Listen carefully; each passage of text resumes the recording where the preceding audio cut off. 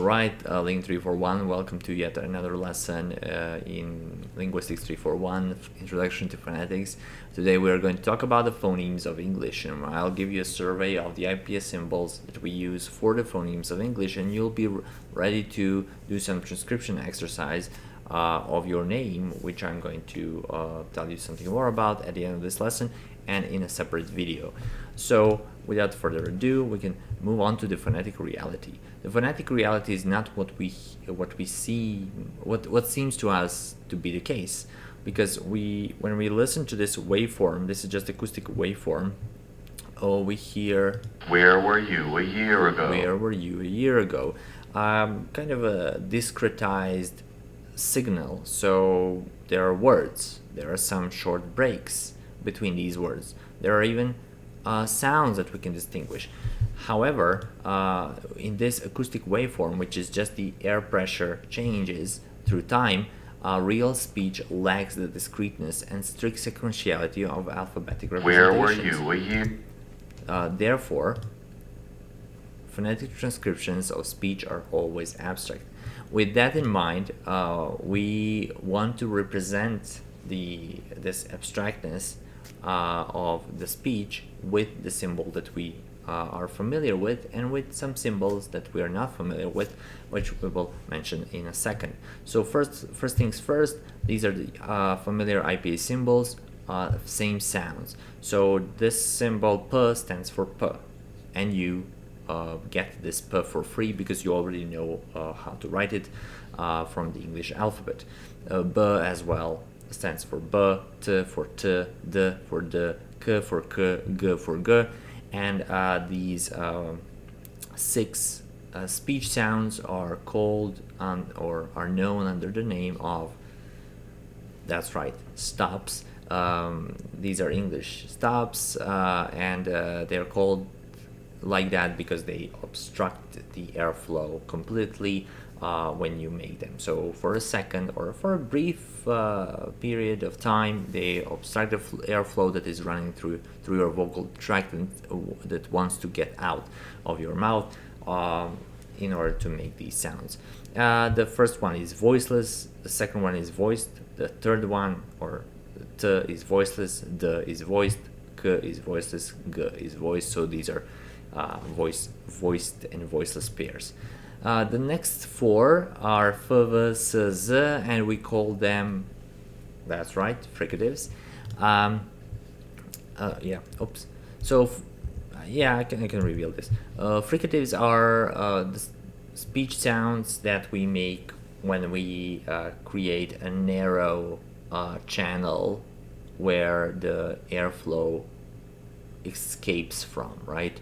So we create this narrow channel, and this narrow channel naturally creates turbulence or friction, and that's how we produce f, s, v, z, and they are called fricatives. We also get those for free. M and N are nasals, so airflow escapes a little bit through nose as well. L and W are proximants, and H is also fricative, but it's produced here at the glottis or between the vocal folds. You just say had, right? And it's voiceless sound. So you know all about these, and they are familiar symbols. Now they are familiar IPA symbols, and they stand for the sounds that they represent here. Now we move on to familiar IPA symbols, but different sounds. The first one is not actually J, but we call this one, or number 16, we call this one Y or Yod. Yod is produced in words such as yacht, U-turn. So you're familiar with the symbol, but it's not J anymore, it's Y. The next up on the list, or like in the name Sonia, for example, in some foreign name.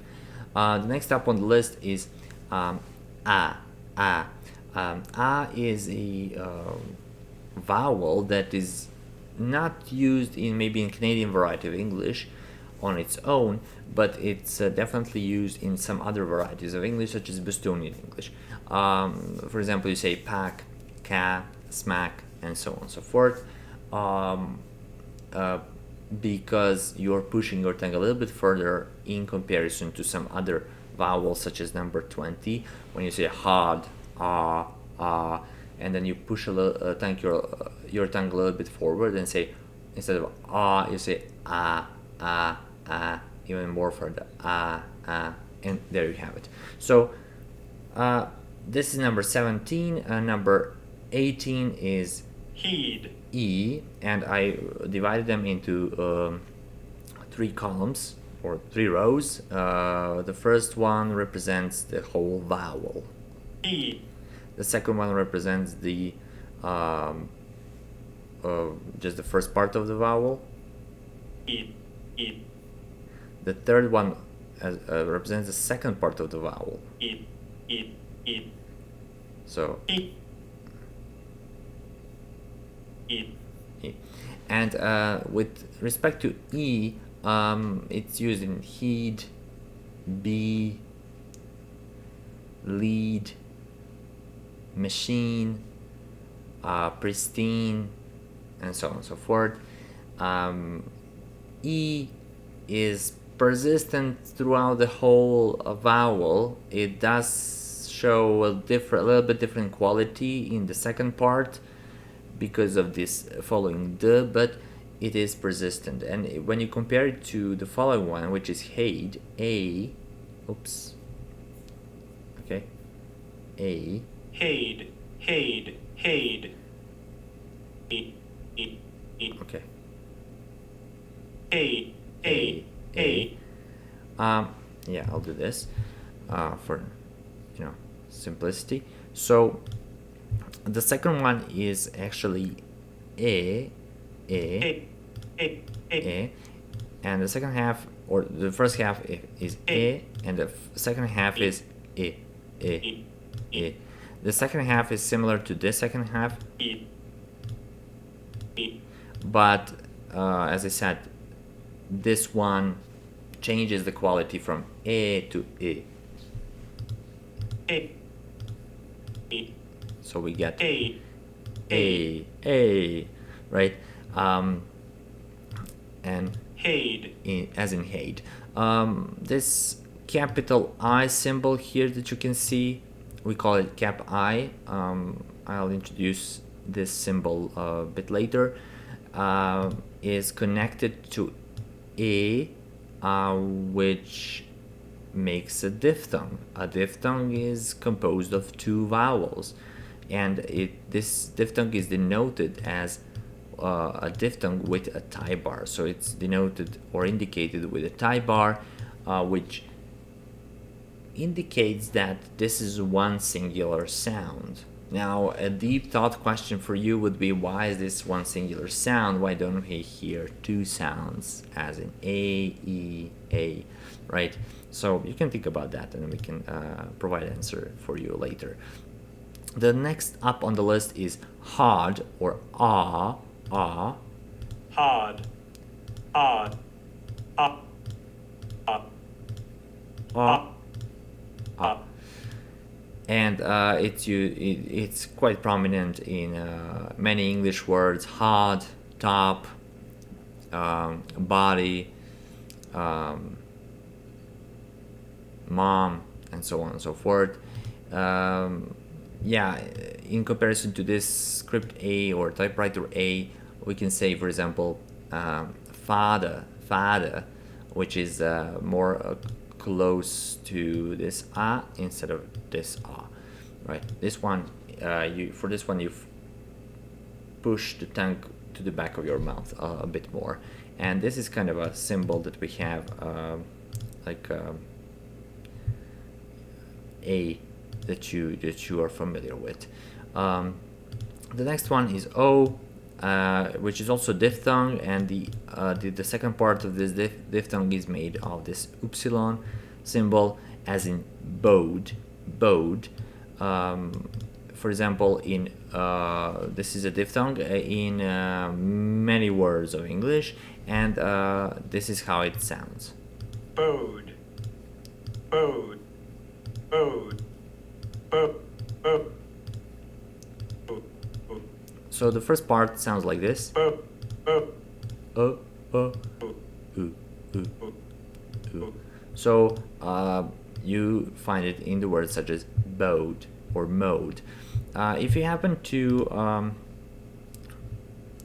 come across, and I'll show you maybe the example in the next lesson of just o, without this of glide, without saying ooh, ooh, ooh, so without producing this ooh part, you can probably transcribe it like this, just o part.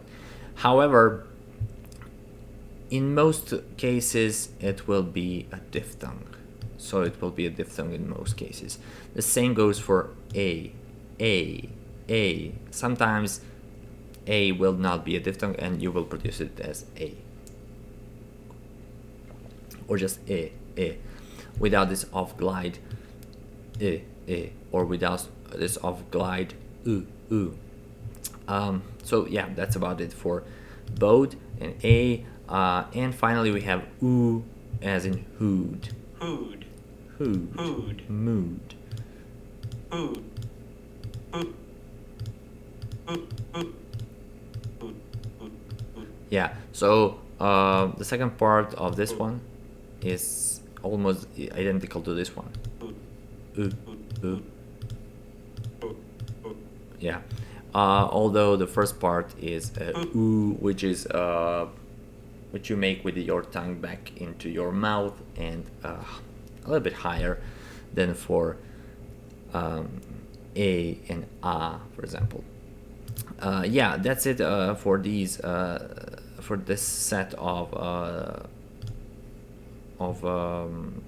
familiar IPA symbols with different sounds.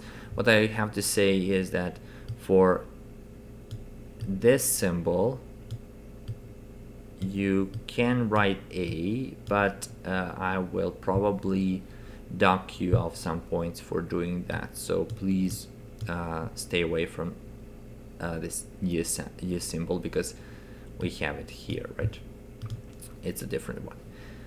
Okay, now as I promised, I want to show you a Super Bowl commercial, which was broadcast on in 2020. This is a very humorous example of presenting in specifically Bostonian Oh, look at this guy. Hey, Rachel, how are you? Hey, good. How are you? He's not getting that car in there. No, sir. Look at these two troublemakers. Hey, Johnny, how are you? Wicked car. Is that new? Yeah, it's a Sonata. Let me pack it. Oh, you're not fitting your car in there. Chris, stop being a smarty pants, all right? Look who's got Smart Pack. Smart pack. Just hit the clicker, car packs itself. It's smart. It's wicked smart. And I can pack it anywhere. How about Dorchester? Packed it. Foxborough. Packed it. The Garden? Packed it. Saugus? Packed it. Swampscott? Revere? The Harbor? Are you kidding me? I packed it and then unpacked it. You unparked it? Kid. Game changer. That Sonata ain't got no driver. That's all right. He's got smart park. Hey, look him back there. He's got Smart pack. Hey, whoa, it's Big Pop. Wicked smart. This is a ghost car. A better way to park. Only available on the all-new Sonata with Remote Smart Park. This is a ghost car. A better way. Yeah, they even produce it somehow in writing. Better drives us. Anyways, Smart Pack, Sonata are all the examples of this script A, and it's humorously shown in this example. Now we want to go over these English phonemes where you have unfamiliar IPA symbols for consonants. So the first one is, or number 23 is thought. This symbol we call theta. So you've probably never come across this one, or maybe you have, but this comes from Greek. Oops. am I doing again? It comes from Greek symbol theta, and it's used in words such as path, math, I know, bath, and so on and so forth, which is a good example. Bath is a good example because it is contrasted with this one, which is add, and that one is produced when these two are produced when you stick your tongue out of your teeth, as in the. The first one is voiceless, thought, and the second one is voiced, though, and that's the only distinction between these two. And bath, as I said, is a good example because you can contrast it with bathe, whereby you're using this th sequence and you're using the voiced counterpart. So these two should be now quite clear for you, and they are considered interdentals in English. The next one is sh or shot. We call it ash. Yeah. So we call it ash for shot. You can you've probably seen this symbol as well. So try to avoid it. It's, for example, in my name, in Serbian orthography, but that's orthography. We don't want that. Don't pay attention to it. I'm just pointing it out to you. So this is a shot, and we call it ash. This one is vision, or je, and we call this symbol ash. You might have come across this one, but do not use it as well.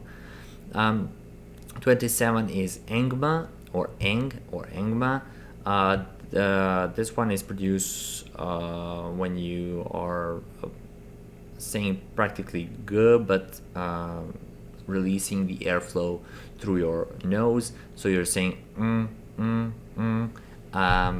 and you are saying ring. You can use it in the middle of the word, ringing, for example, but never at the start or the beginning of the word. Yeah.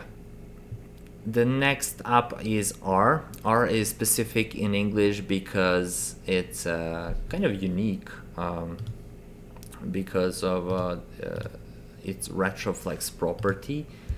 So you're curling the tongue back into your mouth in order to produce R. And for this R, we have a little hook here that we use to indicate retroflexion, so pay attention to it as you go. Okay, and we have two affricates, ch and j, as in chop and jot. These are at the same time stops and fricatives, and they are joined with a tie bar. That's why we call them, the tie bar works for diphthongs. That's why we just refer to them as a singular unit, as a singular phoneme, because of this tie bar that denotes, it's one phoneme. It's in the mind of English speakers as one, ch and j, right? So hopefully you'll learn how to write those very soon, and we will practice. We'll have a lot of time to practice. Unfamiliar IPA symbols for vowels. The first one, as I said, is cap I, or bid. So instead of saying bead, you lower the tongue a little bit and produce a shorter version of it. Bid. Yeah, and there is something characteristic for these vowels, and that is that they have some what's called an off glide. They are turning into schwa a little bit, into bid. It's difficult to sustain them throughout the whole sequence or throughout the whole word because they are short, and we call them lax vowels as well, which we'll learn about. So this is bid, or hit, or sit, or did, and so on and so forth.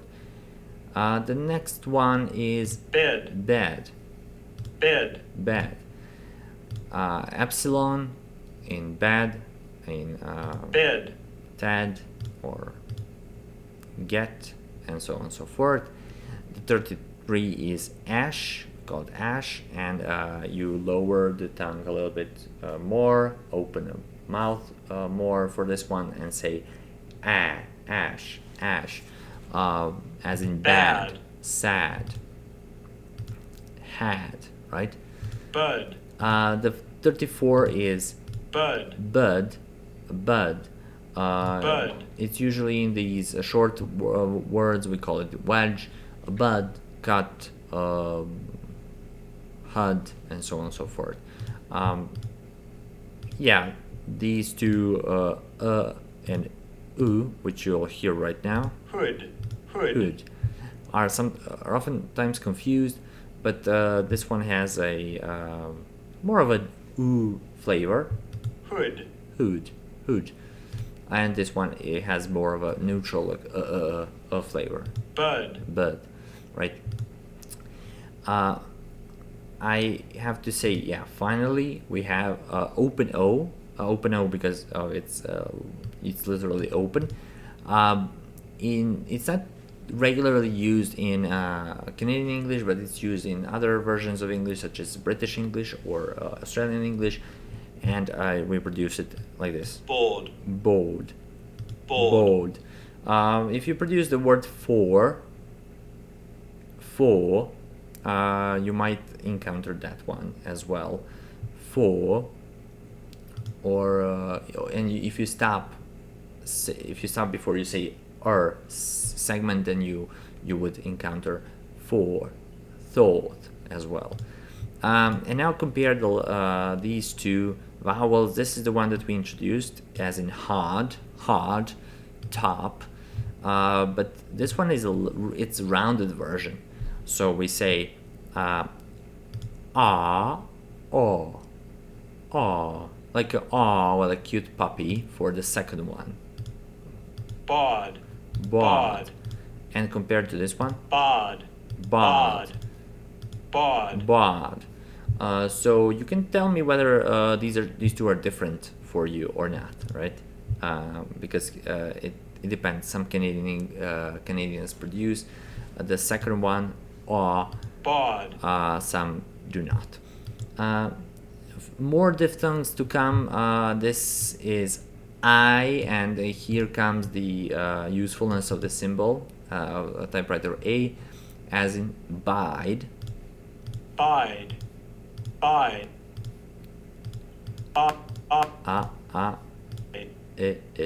Bide. Then we have Bowed. ow, and that is upsilon, or as we sometimes call it, horseshoe. So we produce Bowed. bowed, Bowed. Bowed. ow, Bowed. and finally open O and boyd. Boyd. Boyd. Boyd. Boyd. So yeah, those are the diphthongs. You can take a listen, or you can listen to them whenever you want. But my question for you would be, why are diphthongs perceived as a singular sound? Well, yeah, well, you can think about that, right? But they are phonemically considered one singular sound because they pattern in phonology like one singular sound. So you wouldn't say I, as in bide, and think of it as two sounds. You would not also you could not replace one part of this diphthong, for example, and say, okay, I'll replace it with another one, and we will think of another word. No, it goes as a whole, as one whole.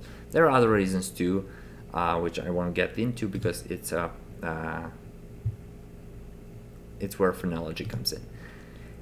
And one more sound is schwa, probably from German it came from Germany probably, and that's why they call it schwa. In the words about, it's usually used. Schwa only appears in unstressed syllables, so in those syllables which do not have any prominence or emphasis about, or in many longer words, such as, I know, pronunciation, right? And you'll probably have it there in longer sequences. Also, the following alphabet symbols do not represent any English sound, so please pay attention to these.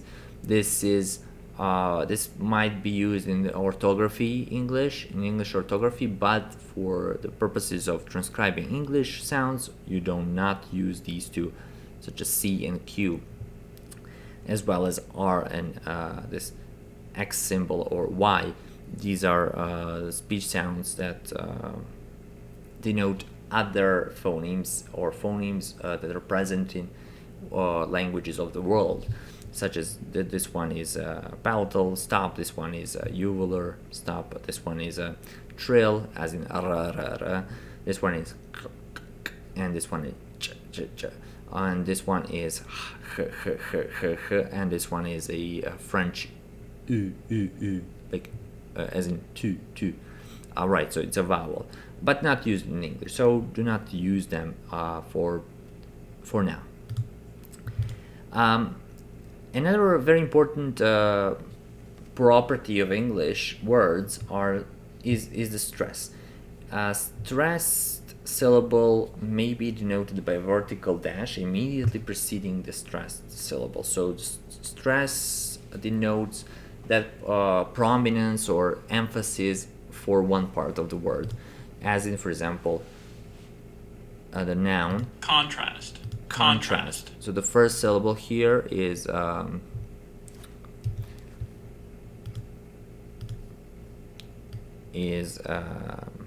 signaled, and then this second syllable here has more prominence to it than the first.